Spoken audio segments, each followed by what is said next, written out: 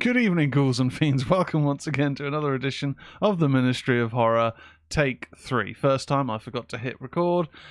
Second time, the little audio mixer thing that the microphone's plugged into was having a funny and creating a distorted static sound. Now, because I don't have this monitoring in my ears, I wasn't even aware of that, so apologies, ghouls and fiends. The demonic static has gone. We are live, as mentioned, on twitch.tv/Tezzis, Tezzrus. Haven't done a stream in a little while, haven't done much gaming in a little while. It's just been mad busy as we are on the road to the wedding. I think I've sort of said a version of that about 3 times now, but oh dear. In terms of outside of that, I guess the focus for me has really been on Twitch, just because, not Twitch, can't even get my words out today, has been on TikTok, because TikTok has grown quite a bit. I remember on the last couple of recordings I've sort of said, oh, it's gone up from 50 to 100, it's gone up to over 200 now. We've hit over 500 now on TikTok, so thank you very much for everyone who's following the channel. I try to post at least a couple of times a day on there, just ratings, rankings of films, recommendations quite often, a bit of book talk on there as well. I do try and put those videos out onto YouTube and Instagram Reels as well. I don't always remember, and sometimes the videos go over 3 minutes, which Reels and IG aren't really a fan of. But yeah, if you haven't already, head over to TikTok, search for Ministry of Horror, ministry.of.horror, and give the channel a follow. I'd really appreciate it. I can now sell stuff on there if I want. I don't know what, but I can do. Outside of that, I have watched a couple of horror films. So we are going to be looking at horror news on today's show, and then we're going to do some reviews. So a retro review, we haven't done one of those for a little while. Night of the Demons 2. I put the pooches of horror through watching that film with me. I also watched, recently dropped on Prime, The North Witch, fairly new witch-based horror. And our featured review is Weapons, a film that I've been very hyped about watching for a little while. Normally on a live stream we do a watch party afterwards, but if people aren't following the Discord, I did mention that I had a little bit of a after work nap, which ended up being 2.5 hours or so. So I felt incredibly groggy since then. And we are starting this stream almost an hour later than I would normally. So chances are this show is just going to be news and reviews. Probably not with a horror watch party afterwards. Apologies for that. But I am shattered. So that's kind of where we've been at. Is getting TikTok videos out and watching horrors. And what have I been reading? So I don't know if it's technically horror. I do think it is more fantasy, but it has got a bit of a battle scene. But I picked up from 66 Books, which is a book wholesaler, a little while ago. One of the books which I was kind of looking forward to getting, but I didn't think if it would be there because it's quite new, or newish, is Joe Abercrombie's The Devils. Yeah, it's pretty good so far. My initial hesitation when I started reading it was fantasy literature, similar to sci-fi literature for me, I struggle with. Because it's a lot of weird names and weird name places that I'm never going to remember. It's like Game of Thrones. It probably took me about 3 seasons to remember everyone's names. Because I am crap with them. But no, so far it's pretty good. And it has got into a bit of a battle scene, which is pretty gnarly. But I do quite like this author's... It's my first reading of this author, Joe Abercrombie. I do quite like his prose. There's a sense of humour in his writing. So I quite enjoy that. But yeah, outside of that, I haven't really done any horror gaming. I think my main game that I've been playing at the moment, I got a little while ago on offer, Assassin's Creed Shadows. And it's the first Assassin's Creed game in a very long time that I've actually been repeatedly enjoying playing. I normally find that the location interests me, but I very quickly just get lost in the game mechanics and think there's just too much to do. Like Valhalla, I thought I would love that, but very quickly it was like, I don't know what the main quest is. I'm just doing all this other gumph and I've got to build up my hideaway, and I've got to do all this stuff and do raids. Like, it was fun, but from a narrative perspective, it didn't really stick with me. But so far, Assassin's Creed Shadows, the story's pretty good. The combat is very good, and I just really like going up to the viewpoints, opening up the map. There's part of the Assassin's Creed games is parkour. And one of the things you can do is go to these locations, climb up tall things, and it then opens up that location for fast travel. But also opens up the map a little bit. So I've been enjoying that. Assassin's Creed Shadows. Pretty good. Oh, right, okay. I am flagging already. But, we are going to get into it. Hopefully this works. Let's get into some horror news.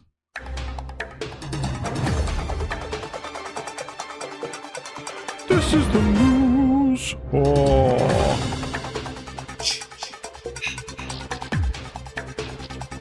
hang up on me again, I'll cut you like a fish, understand? There we go, horror news jingle. Hopefully it played. Hopefully we have no more tech gubbins. Hey, Eddie the Beast is in the chat. We've also got the Gruff. We've also got Fran the Cannon. So if you're not already, follow the Twitch channel. I don't stream on there as much as I should do. Time just does not permit, really, at the moment. But yeah, thank you very much for joining the live chat, guys. So, horror news. As per usual, all the horror news comes from bloodydisgusting.com. Check them out for updates and editorials, reviews, all that good stuff. First up, John Squires, Eddie's favourite. Sweet Revenge. Watch the 13-minute return of Jason Voorhees in new official short film.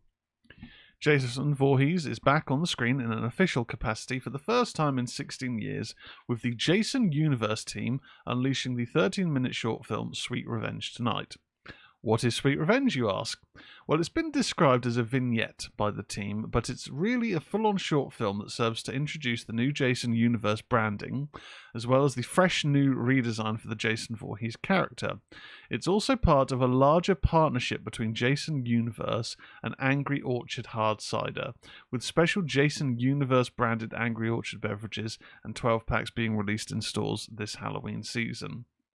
But while many fans, the author of this included, feared that Sweet Revenge would merely be a commercial for Angry Orchard, it was presented as being sponsored by the company, which it is. The reality is that it plays out like a fan film with surprisingly minimal product placement.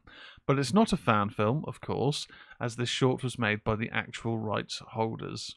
Therein lies the key difference between Sweet Revenge and any other Jason Voorhees Friday the 13th film projects you've seen pop up in the past 16 years. The franchise's long-standing legal troubles have finally been cleared, and this marks the iconic slasher's first official appearance on screen since the 2009 remake of the original horror classic Friday the 13th. Right. So, I've watched this. From a attack sense, from a violence perspective, gore perspective, it's decent. It just, I just don't get the point, and I don't know what I'm looking for here. Like, we've got an official Jason return, okay, but it just doesn't feel like Jason. The mask looks a bit weird, to be honest. I'm not one of those militant Friday the 13th fans that will go, oh well, the mask in parts 4 was the best, and the mask in part 5 was terrible, and the mask here, like, some masks looked better than others. Ultimately, they were fairly similar. It would be the markings that would be slightly different, or maybe the damage due to what state Jason was in at that point. But Jason has always generally felt like a big, stocky guy with the mask that just looks like a hockey mask. This one, it seems more like it's wood carved or something. The material looks weird. The actor playing Jason is a bit short and not that stocky. So it's odd in that regard. It just doesn't feel like Jason. And in terms of this short film vignette, I mean, yeah, there's cider in it, but it isn't like an overtly, oh no, how are we ever going to deal with this? Well, I better have an Angry Orchard cider. It's not like that cheesy. It's not like Wayne's World when they take the piss out of the product placements like Domino's and Coca-Cola or Pepsi, whatever it is. But it's just, we're introduced to people going to the lake. One of them gets dragged into the water. They then emerge from the water and it's dark and their eyes are all like, knackered, like they've been awake for 48 hours straight. So that doesn't really make sense. And then Jason attacks and kills pretty much everyone. And then one of the girls sort of escapes after she's been stabbed with a machete. So she's supernatural? Don't know. It's just like, I don't get the point of it. If we're bringing back Jason, why aren't we just doing a feature film and maybe having an extended featurette trailer? We've got a new film coming out. Here is an extended scene to hype up hype it up. What is this to achieve? Because it's a short film. Is it a proof of concept for a studio to take it on and do a feature? I don't know. I mean, if that's the case, why has it been released to YouTube? I don't know. It's just weird. It's just weird. I'm sorry I'm not sounding it to you, Gruff, in the chat, but it's worth a watch because it is only 13 minutes of your time. But it's got some good kills in it, I guess. And I guess you could say with the Friday the 13th franchise, it's never really been a franchise, and don't come for me, Friday fans. This is just my opinion. It's never really been a franchise with a strong story. Like the setup is strong in terms of like the first couple, and then the characterizations in some of the later ones, like 4 and 6 with Tommy Jarvis, decent. But the story has generally always been people go to the lake, Jason goes on a rampage, or Jason seeking revenge, whatever. Jason is going around on a killing spree. It's not quite, you could say with the Halloween films that there's not a hugely nuanced story, but at least in the first entry and in some of the various sequels, the story is quite set front and center, and maybe the kills overshadow that in some of the films, but, it's felt a little bit more nuanced. So with this, you are getting what you would get from a film, I guess. People go to the lake, Jason arrives, kills everyone. But it's just done in 13 minutes with no rhyme or reason, really. Yeah. There we go. So there's that. Let's move on, if Chrome will allow me. So we've got a bit of a tabletop game or book news. Mike Wilson writes, It-themed expansion, Betrayal at the Nearbolt House for Avalon Hill's Betrayal at House on the Hill is available now. Fans of it, who are also tabletop RPG fans, have an additional treat this year. Ahead of HBO's It, Welcome to Derry, coming later this year, those same fans can enjoy the recently released expansion for Avalon Hill and Hasbro's Betrayal at House on the Hill in Betrayal at the Nearbolt House, The Evil of Pennywise. Combining the nightmarish horror of It Chapter 2 with the classic haunting fun of the 3rd edition of Betrayal at House on the Hill, Betrayal at Nearbolt House is available now via Amazon and your friendly local game store. In case you've never played Betrayal at House on the Hill, the game sees 3 to 6 players entering the eponymous House on the Hill to discover its dark secrets. At first you'll work together, but eventually one explorer will betray the others, and then the haunt begins. The expansion features 3 unique miniatures, new rooms, as well as new items and characters inspired by the It films. You play as a resident of Derry, experiencing one of 5 unique haunts, plus 10 cards that infuse Pennywise throughout the entire game. When the haunt begins, you will find yourself embodying the terror of It, or the deranged malice of Henry Bowers. Or maybe you'll have to work together and defeat Pennywise. Meanwhile, It, Welcome to Derry premieres on HBO Max in October 2025. So it looks pretty nice. You've got a few miniatures. There's Pennywise. There's Pennywise's his sort of part spider from Chapter 2, and also Henry Bowers with a knife. Yeah. I don't do that much tabletop gaming, but I mean, this is the sort of thing that I probably would, because I do love a bit of Stephen King. But there you go, fans of tabletop gaming. Bit of news there. Fran in the chat says, in regards to the Friday the 13th news, Never Hike Alone is longer and has actors who are in the actual Friday the 13th series. Yeah, I believe the director of a lot of the of a number of the fan films that have been quite highly received, highly regarded, he has been quite outspoken on X about his thoughts on the short film, which I do understand, because it is a bit of a dig that we've got a new short film. This one's official. It is, you know, it is a bit of a knock on the passion projects that have been done. But you'll always get that with properties. There'll be Halloween fan films that are going to vary in quality and so on. We've got more gaming news. Dying Light, The Beast gameplay video takes you inside the thrills of Castor Woods, Mike Wilson writes. A month after Boba the Beaver gave fans the lowdown on the Castor Woods tourist spots and the roving zombies in Dying Light the Beast, Techland has brought him back in a new promotional video covering all of the insane activities that will keep you busy day and night. That, of course, involves fresh in-game footage of zombie bashing, shooting, and more ahead of the game's impending arrival next month. Dying Light the Beast casts players once again as Kyle Crane, a man whose selflessness during the initial virus outbreak saved many, but his reward was being held captive for 13 years and subjected to various experiments. Now free, Kyle finds himself in a world that's changed, and not for the better. Now you'll need to use the survival skills that kept you alive all those years ago to save even more innocent lives, as well as hunt down those responsible for your torture. Dying Light the Beast launches September 19th for PS5, Xbox Series, and PC via Steam and the Epic Games Store. I've been tempted over the last year or so to check out Dying Light 2. It sometimes goes on offer on the PS Store or Xbox Store. My problem is, I played Dying Light a bit back in the day when it first released, and I played it again a couple of years ago because I wanted to jump back into it. For whatever reason, man, first-person shooters with parkour-heavy elements, I get motion sickness within like 15 minutes. It sucks. I do remember playing the very first Dying Light when it released, playing it for a bit, and then after like half an hour, I'd be like, oh god, I've suddenly come across all like lightheaded and sweaty. That's weird. I must be ill. But no, over the the years, I just have found some first-person shooter games make me feel sick. Apparently, I've developed motion sickness over the years. It annoys my fiance a bit because she'll quite often go, oh, can you just respond to a message while we're driving, while she's driving?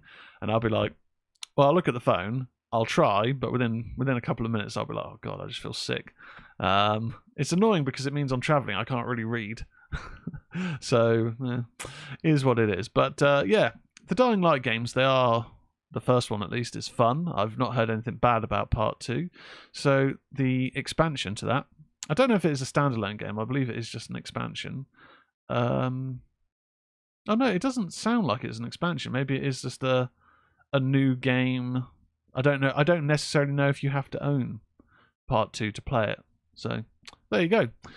Bit of a mishmash of the news there. So next up, Anna Faris and Regina Hall will return in Scary Movie reboot releasing summer 2026. John Squires writes, Miramax and Paramount are bringing the Scary Movie franchise back to theatres with a new reboot movie, and Deadline reports today that franchise veterans Anna Faris and Regina Hall will once again make magic together. Yes, they're both coming back for the Scary Movie reboot. The horror spoof franchise was developed by Marlon Wayans, Sean Wayans, and Keenan Ivory Wayans, and the Wayans brothers are back to write the brand new movie. Anna Faris and Regina Hall said in a joint statement this afternoon, we can't wait to bring Brenda and Cindy back to life and be reunited with our great friends Keenan, Sean, and Marlon. 3 men we'd literally die for, in Brenda's case, again.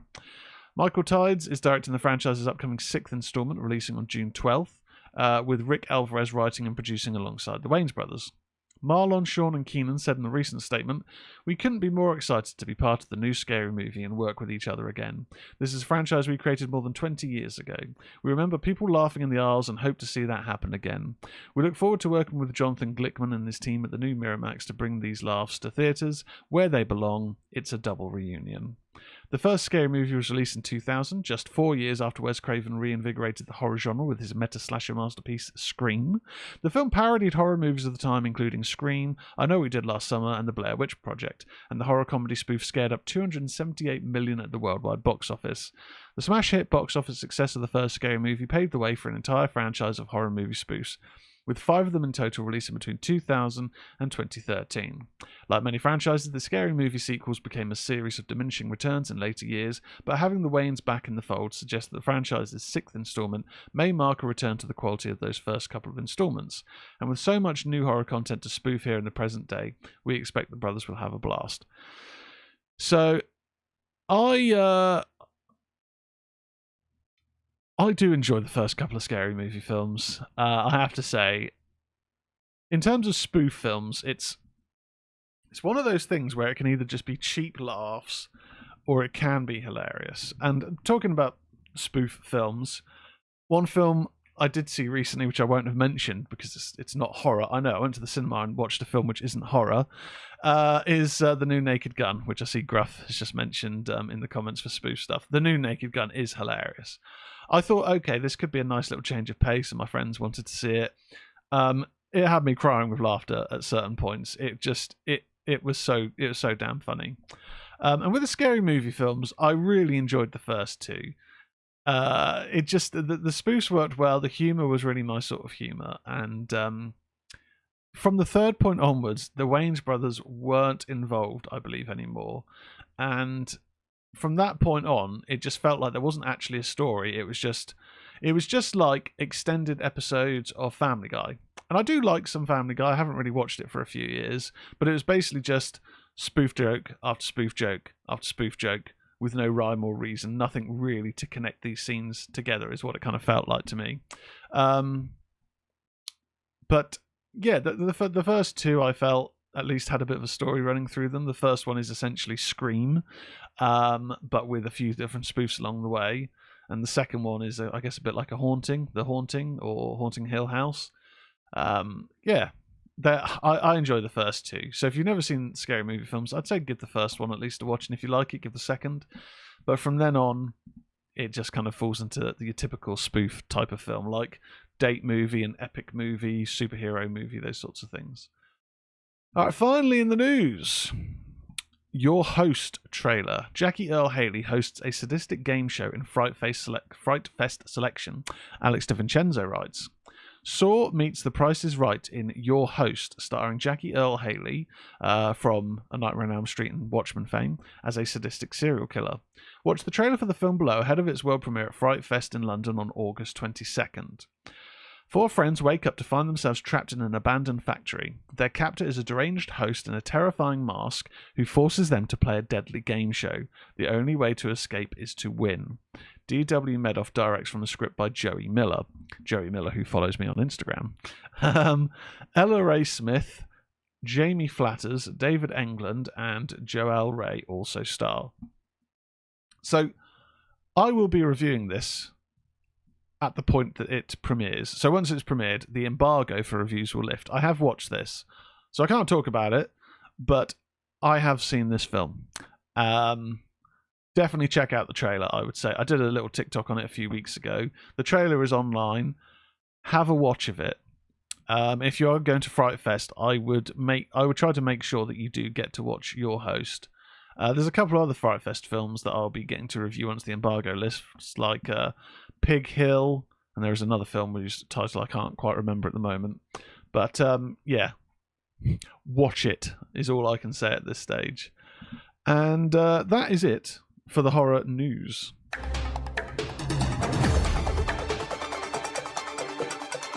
That was the news. Yeah.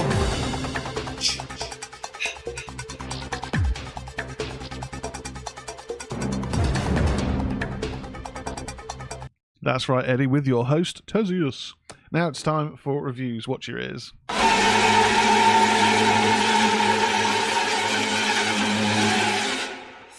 Okay, so reviews. We'll start off with our retro review, Night of the Demons 2.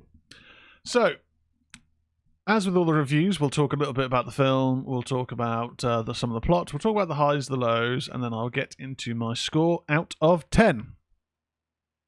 So what prompted me to watch this? So one of the things that I have been doing on TikTok is trying to give different recommendations. So some of the videos that I've done that have performed quite well have been when I've said about things that I recommend watching on Shudder, things I recommend watching on Netflix, things I recommend watching on Prime, MGM Plus, that sort of thing. And I sort of thought I'll go for a particular film rec, which I never hear people talk that much about, and that is the first Night of the Demons, which is available on Shudder. But there were 2 sequels and also a remake. The remake was crap. The remake was very forgettable. It did not feel like a Night of the Demons film. But there were 2 sequels, and I'm pretty sure I have seen part 3, but it isn't really readily available on streaming in the UK or on Region 2 or PAL, whatever you want to call it. So I went with. I recently, after doing the recommendation, thought I really do want to watch Night of the Demons 2 again. I've not seen it for a long time, so I picked up a copy on Amazon, gave it a watch, and subjected the Pooches of Horror to watching it with me. I say Pooches of Horror. Bailey is the Pooch of Horror. Penny's a little old lady who's basically deaf. And Pippin, who's a little baby, he hates horror films. Even just hearing the music. Honestly, if you put on a horror film, just like on a Blu-ray, on the main menu, if that's got like a bit of a creepy score, he will start shaking and he will look so nervous. He is terrified unless he's got Bluey on the TV. He's petrified. So it actually ended up that he went upstairs to play with Victoria while I watched the rest of the film. Yeah, he's not a Pooch of Horror. He's a bit namby-pamby, bless him. But Night of the Demons 2. So the Night of the Demons film series is essentially regarding a house called Hell House. And in the first film, a number of friends end up breaking into this house. Supernatural events occur. One of them becomes possessed. This character, Angela, who basically turns into a demon. And from there, begins infecting all the various people, either killing them or infecting them. So it's pretty gnarly. It's pretty gnarly in that regard. Their films, the first film, I should say, has a decent sense of humour. Eddie in the chat, the Hell House is Tez's house for Pippin. Yeah, you're right. The films have a lot of humour, but they are also quite creepy. The directors know how to utilise shadow and the demonic makeup. It's basically kind of a bridge, I suppose, between demons and Evil Dead, I would say. But it's a vastly underrated first film in the series. So Night of the Demons 2 is the 1994 sequel, directed by Brian Trenchard Smith, starring Amelia Kincaid, Christy Harris, Rick Peters, Jennifer Rhodes, and Christine Taylor. So, talk a little bit about the plot. 6 years have passed since the events at Hull House, or Hell House as it's actually known, on Halloween, and many of the bodies left at Hull House were recovered except for Angela's. Rumour persists she descended bodily into hell.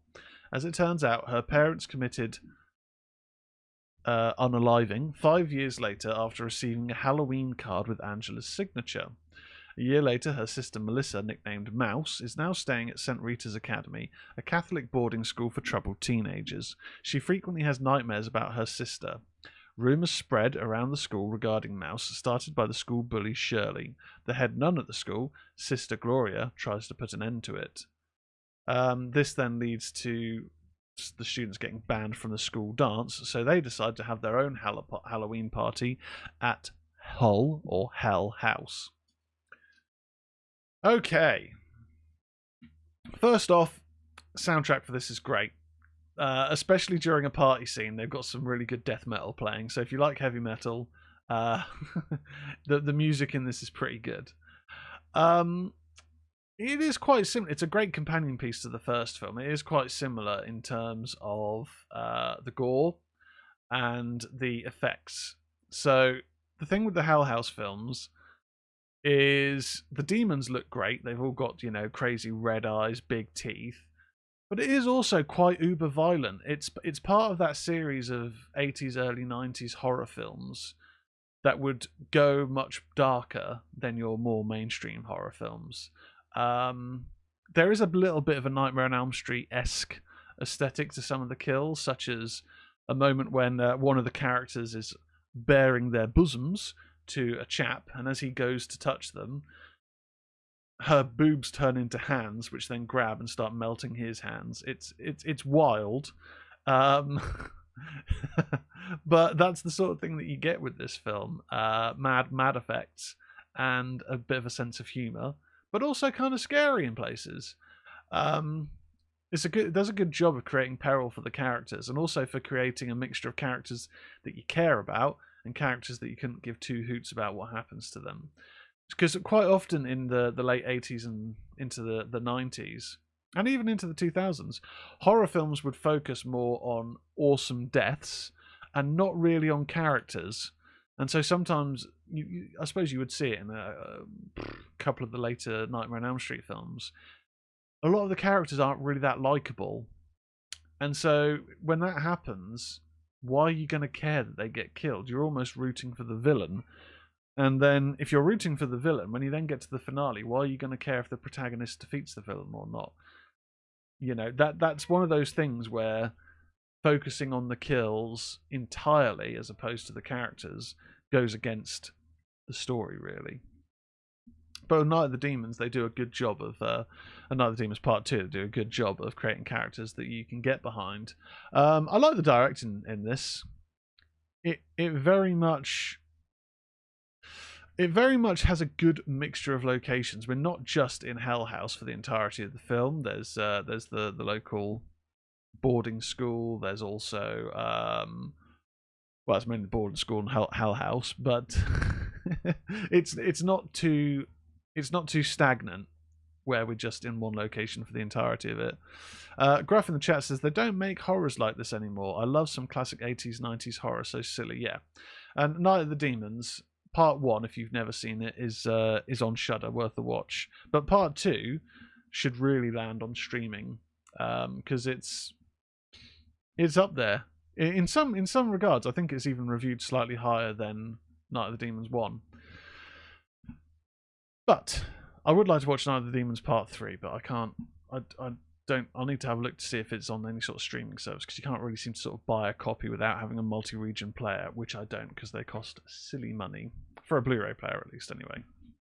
So in terms of any sort of lows, not really. It's a good 95-minute film. Never drags. Characters in it are good. Music's good. All in all, I had a jolly good time rewatching Night of the Demons Part 2. I'm going to give it 7.5 out of 10. Moving on, film that I watched on Prime recently. I think it landed on the store not that long ago, and I saw it was available to rent for like $1.99. This was during a time where I was like really struggling with something new to watch. I almost rented it. Glad I didn't, because about a week later it was on Prime, just readily available, and that is The North Witch.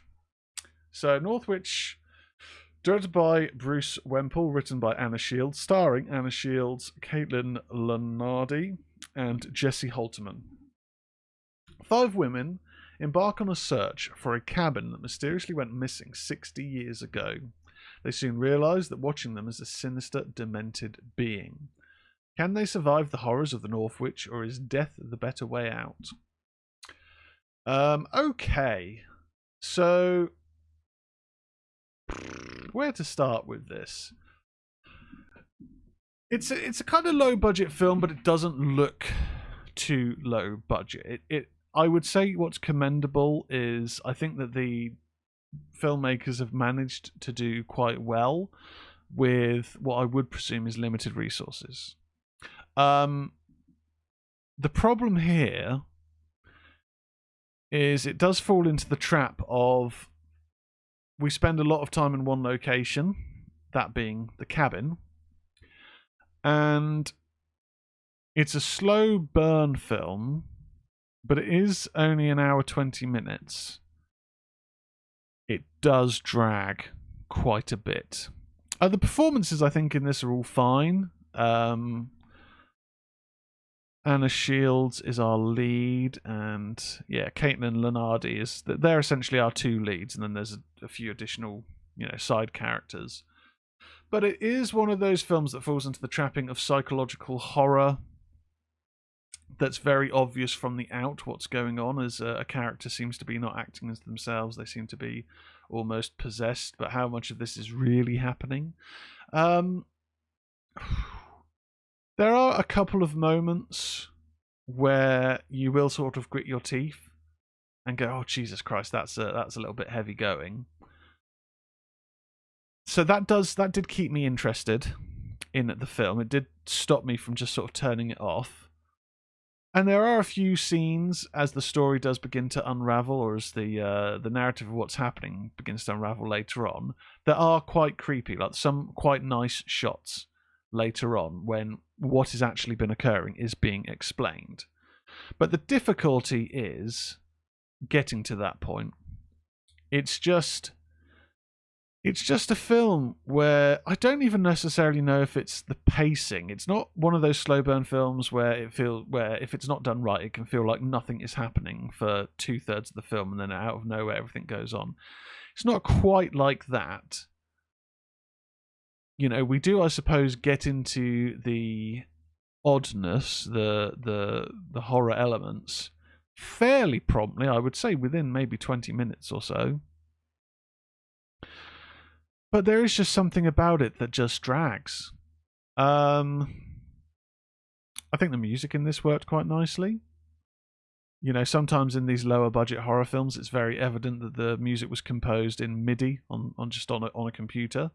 The music in this does work, you know, fairly effectively. And in terms of creating a witch horror film, which I've mentioned before on the show, we don't really get that many witch focused horror films that often these days. It's a little bit of a lost horror character to an extent.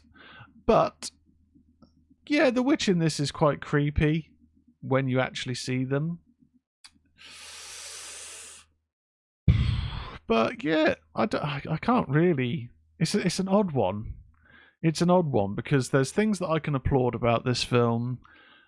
But would I recommend it? Would I say that it was a good time watching this? No. But was it bad, particularly? No, it's just kind of boring. I guess that's the thing. My review of this film is The North Witch. They do decent for what I think was a limited budget. Couple of creepy scenes here and there. But in terms of as an experience, it's kind of boring. 5 out of 10 for The North Witch. It is available on Prime now, so make your own mind up and let me know on social media if you agree or disagree. And then finally, a film that I've been very hyped for, probably one of the last films that I remember being announced earlier in the year that I had on my calendar of hyped up releases that I must see at the cinema. Weapons, 2025 American mystery horror film, directed, written, co-produced, co-composed by Zach Cregger. Film stars Josh Brolin, Julia Garner, Alden Ehrenreich, Austin Abrams, Carey Christopher, Benedict Wong, and Amy Madison. Its plot follows the seemingly inexplicable case of 17 children from the same classroom who mysteriously ran away on the same night at the same time, having been apparently abducted by an unseen force. So, I will read a little bit about the plot, but I do feel I want to be as light on spoilers as possible, because similar to Barbarian, I think it is best watched knowing as little as possible. So if you haven't seen the film, and want to know absolutely nothing, you may want to stop the podcast right now. So if you do, follow us on socials, all that good stuff. But I will be as focused as possible on just giving a general setup to the film without going spoiler heavy. So the film is in a non-linear narrative. So think Pulp Fiction. We focus on a particular character's story at certain points, so there are overlapping moments where we will see a character in a certain situation through one person's narrative, and then later on we may see how they got to that point. There is a particular moment when that is done. An explanation to an earlier scene is done incredibly effectively. So, a child narrator explains that on a Wednesday at 2:17 a.m. in Maybrook, Pennsylvania, 17 children from teacher Justine Gandy's third grade class suddenly run from their homes and disappear, except for one, Alex Lilly. Nearly a month after the incident, Principal Marcus Miller places Justine on leave amid community suspicion of her involvement in the children's disappearance. Depressed and ostracized, she relapses into alcoholism and seeks comfort from her ex-boyfriend, police officer Paul Morgan. Meanwhile, Archer Graff, father of missing child Matthew, grows frustrated by the police's ineffective investigation and commences his own. I will just stop there. There's a lot more plot, but it's really one of those things where I just think this is best watched knowing very little. So, what did I think of Weapons? My hype levels were off the chain going into this. I wasn't disappointed. I had a very good time watching this. All I would say in that regard is, did it have the same initial impact on me as Barbarian? To an extent, yes, I would agree. I definitely think Zach Cregger, who was part of a comedy troupe called The Whitest Kids You Know, I do think he is an incredibly adept storyteller. Very much a big fan of what he does next, which I believe is Resident Evil. Performances in this are incredible. I think Josh Brolin is always stellar. Julia Garner, I think, does great as our lead. There are some particularly freaky jump scare moments. It isn't jump scare heavy, but it is very effective when it has one. There's about 3 that instantly stand out to me as just nightmare fuel. And they all do revolve around one character's appearance, one character who's been kept fairly secret. But if you do see Weapons posts on social media, you may be familiar with that particular orange-haired character. The title Weapons does make sense later in the film. That's one of the things that I always sort of thought, I don't really get why the film's called Weapons, why the kids do that sort of Naruto type run. But it is effective in basically explaining things. I think what Zach Cregger does very well is creates a film that has a lot of mystery. It makes you ask a lot of questions, but then we do get answers to those questions. It's not just a case of something being weird and mysterious for the sake of it, and then you just have to have your own interpretation, which can sometimes be fun, but sometimes can just be left to be a bit disappointed with this. I think similar to Barbarian, the route it goes down to explaining why things have occurred as they are is quite effective. The finale in this is brilliant. It's a batshit crazy finale. And as we came out of the cinema, a couple of my friends were saying, like, oh, I didn't really understand what the character, what a potential character was meant to have been doing.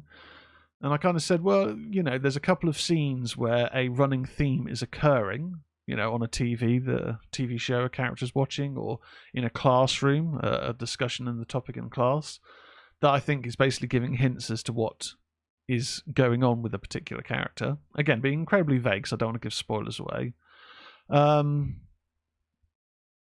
It was, I think it worked quite nicely. I think it did work quite nicely. I think the only thing that stopped this from being an incredible film for me was when I left the cinema after watching Bring Her Back, which I think Gruff had mentioned in the chat.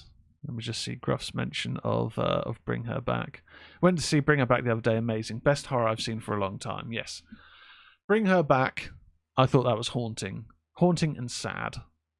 When I saw Sinners, I felt that was an incredible film, and I thought that there's a certain poignant moment near the end that I thought was really sad. It was heartwarming quite near the end, without going into spoilers.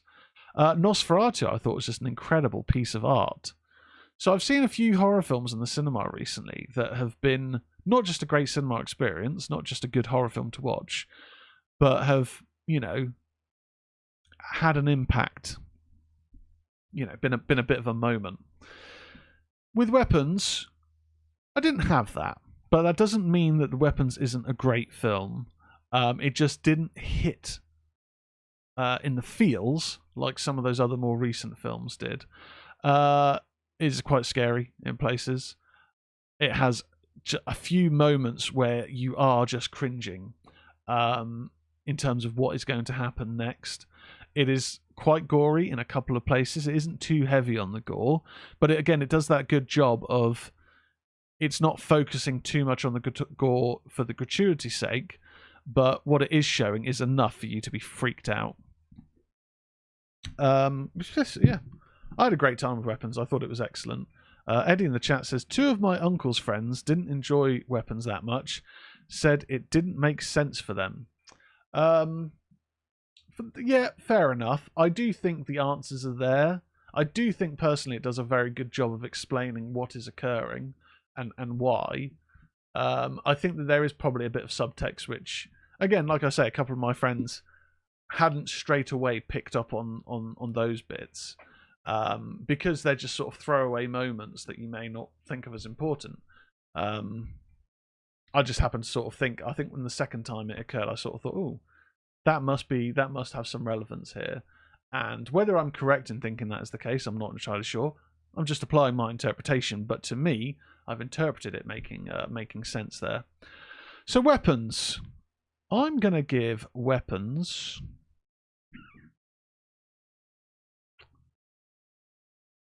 I'm going to give Weapons a solid 8.5 out of 10. I think I gave Sinners recently a 9 out of 10. Or Bring Her Back, I definitely gave a 9 out of 10, I'm pretty certain of. Weapons was incredible. It's a great film. It has some really great moments in it. And the finale is great. The finale is excellent. There aren't any real negatives that I can give for the film. I think it's just a case of, do I think it was as good as Bring Her Back? Personally, not quite. But it doesn't mean it's bad at all in the slightest. Thoroughly enjoyed it. Definitely excited to see what he does next. Fran, Naruto running is not scary. No, so the running isn't scary in its way. It does sort of get explained as to why that is occurring. Everything to me gets explained to an extent. Not directly, oh, they're running because of XYZ, but I think you can interpret why that is. Better than Barbarian.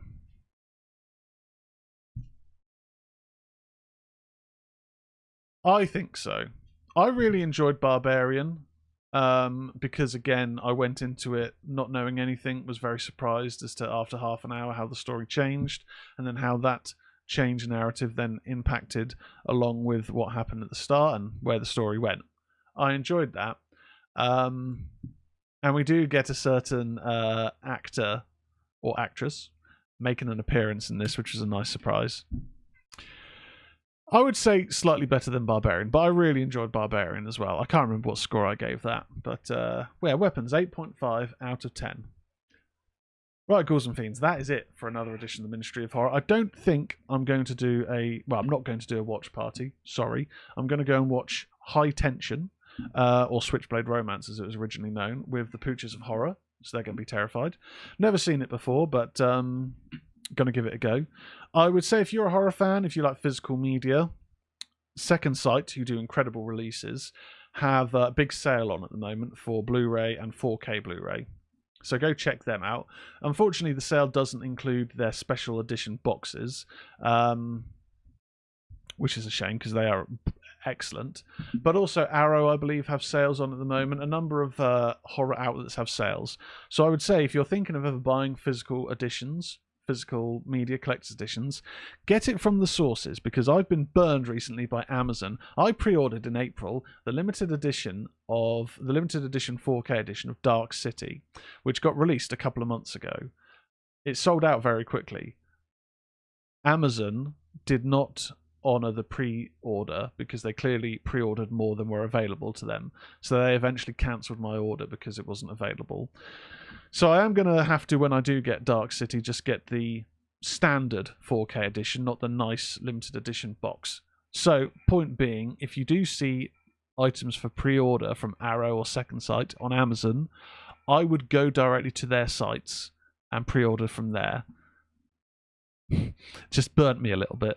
Gruff in the chat, I'm going to watch Alien Earth episode 2 now. Yeah, I didn't think about reviewing the Alien episodes just because I guess I'll review the season as a whole. But I have watched Alien Earth episodes 1 and 2. Thoroughly enjoyed it. I think episode 2 is better than episode 1 just in terms of I've gotten used to some of the characters by that point. There are needle drop moments at the end of the episodes, which, again, to begin with in episode 1 was incredibly jarring for me because I don't associate commercial music. I mean, it's rock music, I love it, but commercial music in an Aliens property. Aliens is always about, like, you know, big serious sci-fi scores. So that was a little bit jarring to begin with, but by the end of the second episode, I loved it. The xenomorph, incredibly violent. I thought the implication was that the xenomorph had come from a human host, but I do wonder if that is a different alien or a different xenomorph, and if maybe that's just been a bit of a red herring. A different, you know, alien had infected someone, because this alien certainly seems more animalistic. It feels a bit more like the vicious alien from Alien 3.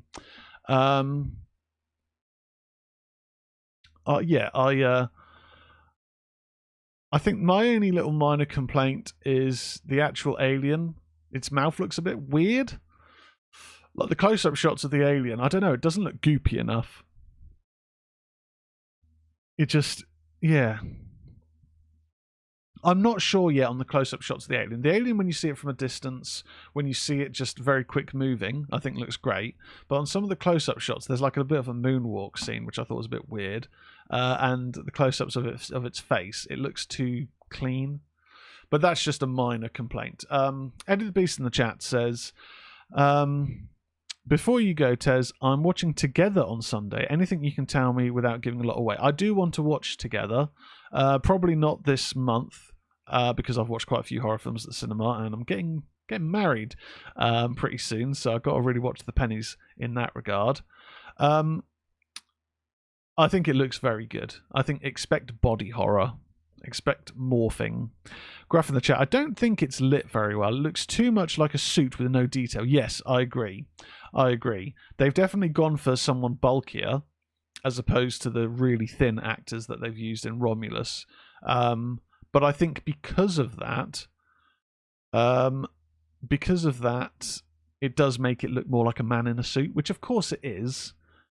But I also think because it doesn't seem to have so much detail and it's not slimy, it almost doesn't look in close-up shots as good as the alien from Alien or the aliens from Aliens, which is odd because those films are from the 70s and 80s. But it's a minor thing. And yeah, in terms of the lighting, the weird thing is for Disney Plus, a lot of their HDR shows are incredibly dark. Like, yeah, the HDR lighting can sometimes make things like Criminal Minds look too dark. Like comedy shows like Only Murders in the Building look too dark. So you end up faffing around with your TV settings.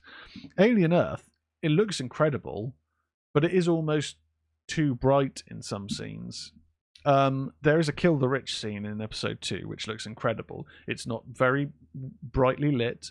It does look a lot more effective, and there's some great kills. So I do think the alien looks a bit more effective in episode 2. In episode 1, it just feels a bit too bright. It just doesn't quite look right. But again, I guess it just depends on what has birthed the alien. I feel that it was a bit of a red herring showing a body with a burst chest, potentially, because this doesn't feel like it's from a human host, I guess. So Fran says, I kind of want the xenomorph dead so it doesn't affect the timeline of Alien. Let the other creatures go nuts on Earth. I have a feeling that we won't have a widespread infestation, or if we do, that area will be locked down, because we know that corporations run the Earth. It's very corporation focused heavy, which I quite like what they're doing there. And I have a feeling that Weyland-Yutani, who by the point of Alien are the primary company, will have some sort of mass takeover to basically keep things silent, because that's where I think we're potentially going. I have a feeling that they're not going to F around too much with the timeline. So I do think, because initially that was my concern with an Alien Earth show, was, well, how's this going to work, because the aliens weren't known to humans. But I have a feeling that they're going to try and explain it somehow. All I'm hoping for is the return of the Alien Queen, because since Ridley Scott's been back in the franchise, I know he didn't like the concept that James Cameron introduced. We haven't had an Alien Queen, and to me that's sacrilege, because the Queen was incredible, and it was a huge moment in Aliens. But anyway, we can but hope. Anyway, thank you very much, Ghouls and Fiends, for watching or listening. Be sure to share the podcast out, like it, give it a review on podcast platforms. That will help its exposure. Be sure to follow on socials, TikTok being a key one, because we are growing quite nicely over there. Like, follow, share, subscribe, all that stuff. YouTube, Instagram, Facebook, all of that stuff. We're also on Discord. Search for Ministry of Horror, or it's on the Wrestling Arena sub-channel. I probably need to look into that, because the Wrestling Arena, there's nothing really these days, just to be blunt. So, also check out Nothing But a Good Podcast, the podcast I do on a generally weekly basis with Lawrence. He is the front man for Nothing But a Good Time, a live music show. Check them out. Search for them on the internet to get out live dates near you. But we also do a music podcast, so check that out. Anyway, Ghouls and Fiends, I've been Tez. You've been awesome. I will catch you again next time. Goodbye.